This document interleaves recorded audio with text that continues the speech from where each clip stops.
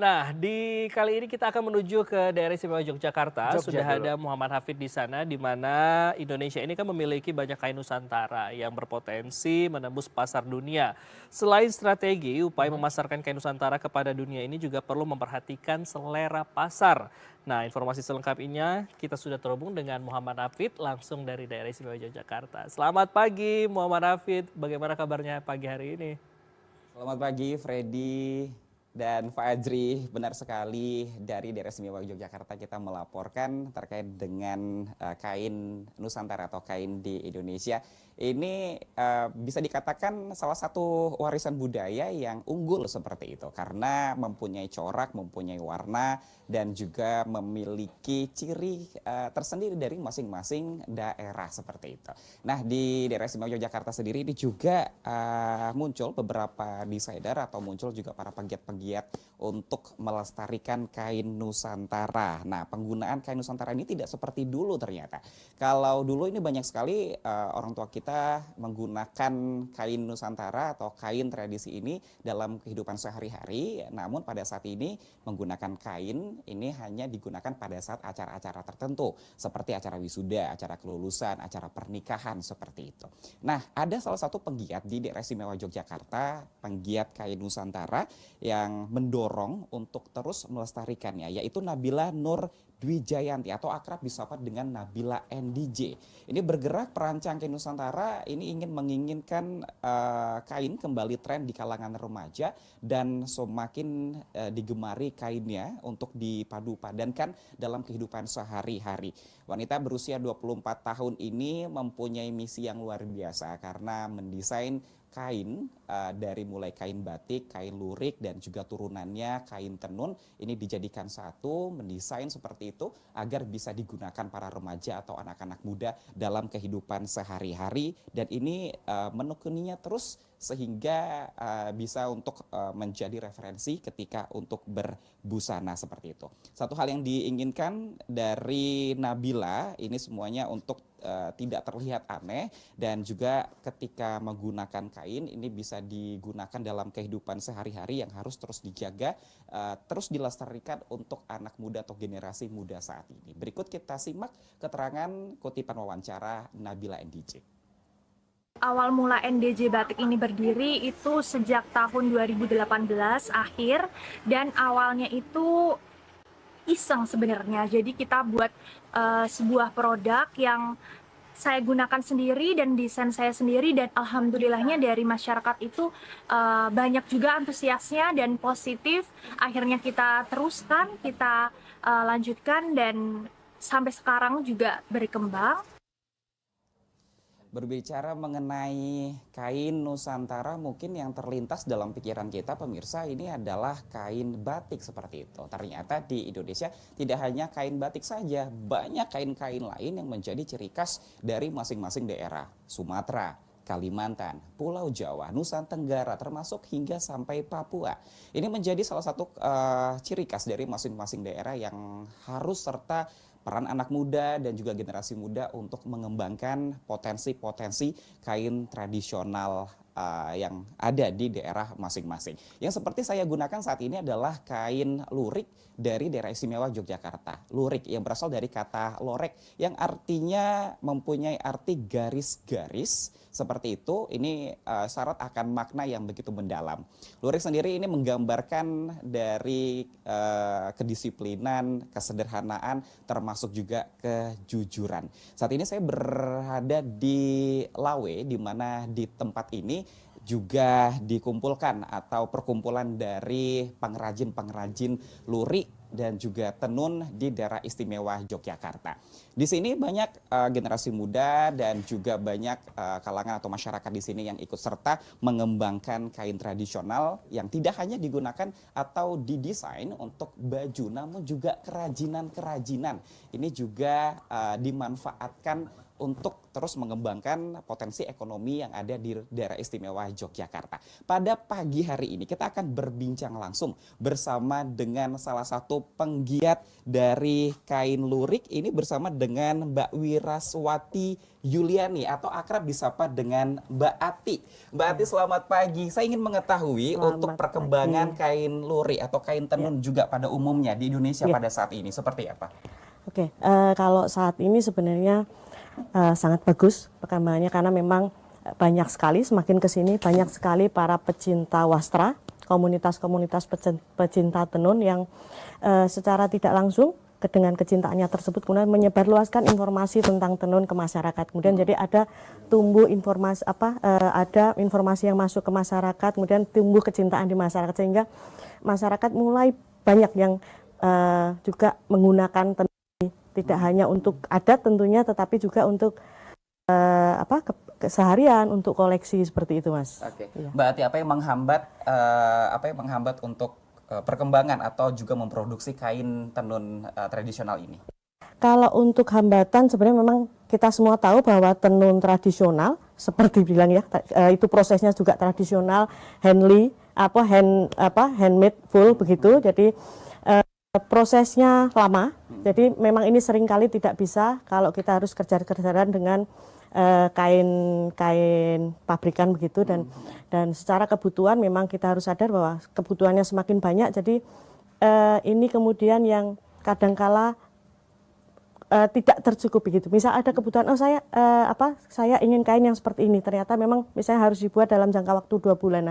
Nah seperti ini yang mungkin sedikit menjadi hambatan begitu. Oke. Artinya banyak yang memesan kain-kain tradisional ini. Sekarang semakin banyak, Mas. Ya, dan pemerintah kan juga ada anjuran dari pemerintah untuk kedinasan itu menggunakan kain tenun tradisional, dan ini memang ketika kami datang ke daerah-daerah ini juga menjadi cerita bahwa sebenarnya kami mendapatkan pesanan dari dinas ini, tetapi memang waktunya kurang lama begitu. Nah ini yang kemudian memang harus kita sadari bersama bahwa oh ya ini kain tradisional, artinya memang ada spare waktu yang harus diberikan kepada para penenun ini. Oke. Gitu, Mbak Ati, bagaimana untuk pengembangan potensi dari sumber daya manusia sendiri? Apakah ini ada bentuk pelatihan dari pemerintah seperti itu atau dari satu komunitas untuk terus mengembangkan potensi kain tenun atau kain lurik di daerah istimewa Yogyakarta? Ya, memang banyak sekali pelatihan-pelatihan, kemudian pendampingan-pendampingan, dan kalau pemerintah banyak, komunitas-komunitas banyak, NGO juga banyak begitu. Tapi memang kalau kami sendiri sejauh ini beberapa kali dengan pemerintah dan memang lebih banyak dengan teman-teman NGO gitu. Dan untuk pengembangannya tenun itu utamanya memang karena kan biasanya kalau komunitas-komunitas itu karena mereka sudah seperti keseharian begitu, jadi seringkali kualitas tidak begitu diperhatikan. Jadi kami mengajak misalnya kelompok-kelompok tenun, ayo kita kualitasnya yang bagus begitu, tenunannya yang padat. Kadang kan mereka sambil santai, sambil itu kadang ada kotoran masuk. Nah kemudian kita juga mengajak komunitas ini bagaimana mereka supaya bisa menghitung harga modalnya atau harga pokok produksinya, dan bagaimana bisa mereka tahu harga jualnya itu di kisaran berapa sih, karena selama ini kan mereka hanya perkiraan, Mas. Yeah. Jadi bahkan kalau di daerah NTT itu ini upahnya Sirih Pinang kayak gitu kan yang kita tidak bisa, kita memang coba Sirih Pinang itu harganya berapa. Jadi memang pelan-pelan prosesnya kita ajak komunitas-komunitas untuk supaya lebih tahu bagaimana mereka ketika akan masuk ke pasar. Oke. Gitu. Mbak Ati, ini kalau kita lihat proses dari kain tenun sendiri ini kan panjang seperti itu ya. Betul. Dan kebanyakan ini langsung dari pengrajin dan itu menggunakan tangan. Artinya biaya atau ongkos produksi sendiri ini bisa meningkat. Ada nggak untuk mensiasati agar masyarakat juga bisa menggunakan kain tenun tersebut tapi dengan harga yang bisa dikatakan terjangkau? Oke. Kalau harga sebenarnya begini, sebenarnya dengan banyaknya informasi yang tersebar terkait dengan tenun begitu, itu kan masyarakat juga jauh lebih paham terkait dengan harga tenun. Memang harganya memang tidak bisa disamakan dengan kain yang lain, dan ini juga sebenarnya pangsa pasar sendiri yang kita tidak bisa paksakan kemudian harganya harus bisa menembus di semua pasar. Yang pertama itu. Tetapi kemudian kalau yang kami lakukan adalah begini. Kalau kain tenun itu dijual dengan lembaran begitu, itu kan harganya sangat mahal sekali. Kemudian kami mengajak terkait dengan yang sebelumnya yang di SDM tadi, kami mengajak kelompok-kelompok ini juga untuk mengembangkan motif supaya kain ini bisa digunakan lebih efektif. Jadi biasanya kan kalau kain tradisional tenun apalagi Sumba itu kan motifnya besar-besar. Atau kadang-kadang memang motif ini tidak bisa sembarangan kita pakai. Nah, itu yang kita juga sampaikan ke komunitas, kemudian ayo kita bikin motif yang ini bisa dipakai oleh kalangan umum, kemudian yang secara penggunaan ini tidak terbuang. Nah, kemudian kalau misalnya ini aja deh, misalnya ini. Nah, ini misalnya katakanlah ini tenunnya, kemudian kita kombinasi dengan, kalau ini memang kebetulan ini tenun semua, tenun Jogja, lurik semua, tapi ini ada yang polos. Kalau dengan tenun tenun di luar Jawa begitu, katakanlah NTT, ini kita bisa pakai segini aja. Ya, kemudian yang lain kita kombinasikan dengan kain pabrik, itu tidak masalah. Tapi memang yang penting bahwa orang kemudian akan bisa membeli ini dengan harga yang relatif terjangkau begitu ya. Artinya ini kreativitas ini juga dibutuhkan supaya lebih dikombinasikan dari yang kain pabrikan itu dikombinasikan dengan kain tenun seperti ini supaya harganya bisa terjangkau, bisa terbeli oleh masyarakat pada umumnya seperti itu. Tapi Mbak Ati, dari kalangan masyarakat kesan tua menggunakan kain ini kan masih melekat seperti itu. Ini bagaimana untuk mensiasati dari teman-teman komunitas atau teman-teman pengrajin lurik di DIY? Kalau jadi memang gini, awalnya kalau lurik sendiri kita semua tahu bahwa awalnya itu warnanya warna-warna yang biasa dipakai oleh prajurit Katon, oleh abdi dalam itu kan warnanya biru dongker, hijau dongker, merah, marun seperti itu. Kemudian kalau kami mencoba mengembangkan ini dengan warna-warna baru, kemudian kami desain ini menjadi produk yang fungsional, yang bisa dipakai dan komposisinya yang mungkin Mas Hafid bisa lihat seperti ini. Dan kami selalu membuat desain itu dengan tema. Nah, kebetulan tahun ini kami membuat tema itu tema edan-edanan begitu dengan komposisi warnanya yang ini anak muda bisa masuk, bisa pakai begitu. Dan selain di komposisi ini memang sebelumnya kami juga membuat desain tenun sendiri, desain lurik sendiri itu dengan warna yang kami desain itu di belakang Mas Hafid ini. Jadi ini warna yang kami ambil dari kombinasi atau komposisi buru bulung Nusantara. Jadi selain memang kami menggunakan ini sebagai kombinasi supaya warnanya menarik, kami juga peduli dengan kelestarian burung Nusantara, kelestarian lingkungan secara umum begitu, Mas Hafid. Baik. Mbak Ati, kalau kita melihat dari regenerasi pengrajin lurik ini kebanyakan adalah generasi tua seperti itu.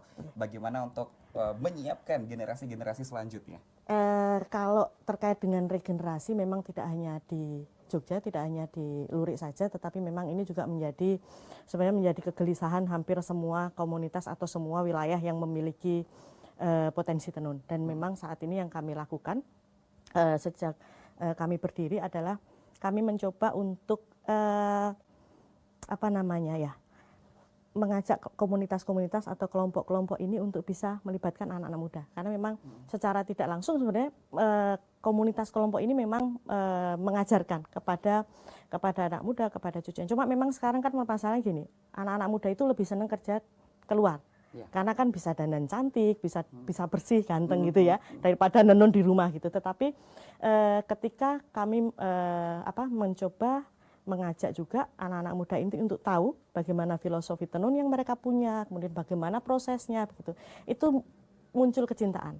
Kemudian ada yang kami contohkan, kami melakukan pendampingan waktu itu di Lombok Utara selama 2 tahun. Jadi memang anak-anak kecil ini memang beliau sudah dengan Bapak Putra itu, beliau sudah menginisiasi. Beliau sudah menginisiasi, kemudian kami datang ke sana dan kami masuk di pengembangannya begitu. Dan memang inisiasi-inisiasi ini banyak di komunitas-komunitas, Mas. Oke, baik. Mbak Ati, untuk strategi penjualannya bisa sampai ke pasar internasional itu seperti apa, Mbak?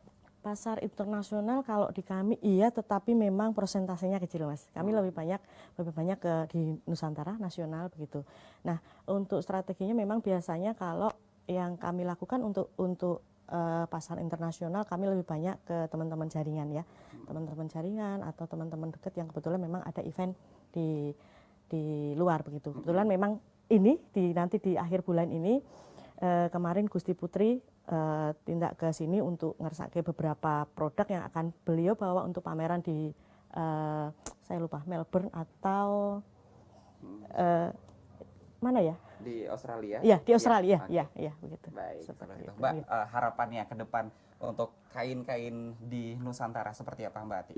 kain-kain Nusantara harapannya memang ini ya, karena ini kain Nusantara itu kayak sebenarnya ini kan produk budaya Mas ya. Jadi memang alangkah sayangnya kalau memang ini kemudian sampai terlupakan atau hilang begitu. Jadi harapan kami memang kain ini bisa tetap terus lestari begitu, dan anak-anak muda itu bisa tahu tentang kain-kain Nusantara, tidak hanya anak-anak tua, tidak hanya orang-orang tua begitu, karena memang selama ini kan kebanyakan memang ilmu tentang kain tradisional, tentang filosofi kain tradisional ini banyak disimpan oleh orang-orang tua, dan karena memang budaya kita budaya tutur, tidak banyak yang itu dituliskan gitu Mas. Jadi ini menjadi PR bersama sebenarnya, bahwa bagaimana budaya tentang kain, budaya filosofi tentang tenun ini bisa disampaikan ke anak-anak muda. Oke. Gitu. Terakhir Mbak Ati, Ya. untuk Lawe sendiri ke depan, apa targetnya atau apa inovasi yang ingin dilakukan? Lawe sendiri, ini agak ya. Kalau Lawe sendiri sebenarnya kami tentunya tetap akan utamanya karena kami stay di Jogja, kami akan terus mengembangkan lurik utamanya, tetapi memang karena kami juga berkeliling ke hampir seluruh komunitas kelompok-kelompok tenun di Indonesia, memang mulai sedikit-sedikit kami juga mengembangkan tenun-tenun ini menjadi salah satu produk yang kami andalkan begitu, dan memang harapannya tidak hanya di kain itu sendiri, tetapi memang karena kami ini misinya adalah pelestarian tenun tradisional dan pemberdayaan perempuan, tentunya juga harapannya kaum perempuan juga bisa menjadi lebih baik dengan adanya kami, Mas. Oke. Ya. Dan juga peningkatan sektor ekonomi seperti itu Ya. dengan mengangkat berbasis kearifan lokal. Di sini pemirsa atau saudara juga banyak hasil-hasil kerajinan lurik, ada dompet, ada tas seperti itu, dan juga ada pernak-pernik lainnya yang bisa Anda bawa atau bisa menjadi oleh-oleh ketika berkunjung ke daerah istimewa Yogyakarta. Saya juga mengingatkan kepada Fajri dan Freddy, kalau misalnya datang ke Yogyakarta jangan lupa untuk membeli kain lurik atau baju lurik. Ini khas banget dari daerah istimewa Yogyakarta. Demikian dari Yogyakarta, kita kembali ke Jakarta. Fajri, Freddy. Baik Hafid, ini terkait dengan suggest yang diberikan oleh Hafid tadi, jangan lupa beli kain lurik. Nah, ini yang dipakai Hafid kan keren banget nih ya. Meskipun ini dari kain tradisional namun tetap modern dipakai oleh seorang anak muda. Lalu penasaran dong, harganya kira-kira yang outfit dipakai oleh Hafid ini berapa nih? Oke, untuk yang busana saya gunakan ini kalau boleh saya spill, harganya itu sekitar harga 200 ribuan seperti itu. Saya suka dengan warna putih dan hitam seperti itu, dan juga garis-garisnya ini ke bawah dengan makna tegas, kedisiplinan, dan jujur. Ini ibaratkan menggambarkan dari sosok seorang Hafid. Demikian Fajri. Iya, tapi kalau kita lihat sendiri sebenarnya bagaimana sih antusias anak muda di sana dalam mengenakan kain tenun lurik sendiri? Oke, untuk anak-anak muda sendiri untuk di daerah istimewa Yogyakarta ini juga terus dikembangkan seperti itu. Banyak anak muda yang menggunakan misalnya untuk anak-anak sekolah dan juga komunitas di duta wisata misalnya seperti itu. Di Dimas Diajeng, 4 kabupaten 1 kota di wilayah daerah istimewa Yogyakarta ini mempunyai komunitas duta wisata yang terus mengembangkan potensi kain lurik atau kain tradisional yang ada di daerah masing-masing seperti itu. Salah satunya yang dilakukan oleh komunitas dari duta wisata Dimas Diajeng Kota Yogyakarta ini hampir setiap tahunnya atau beberapa kesempatan atau beberapa event ini menggunakan kain lurik untuk fashion show atau peragaan busana, supaya ini terus untuk dilestarikan untuk generasi muda agar bisa digunakan dalam kehidupan sehari-hari. Nah, busana atau fashion yang digunakan ini juga bekerja sama dengan desainer-desainer yang ada di Yogyakarta, sehingga busana atau produksi baju yang dipamerkan ini dapat mencuri perhatian wisatawan dan juga generasi muda. Demikian. Baik, terima kasih Muhammad Hafid ini atas informasinya. Sukses selalu dan salam sehat. Berakhir pekan ya. Iya, selamat berakhir pekan.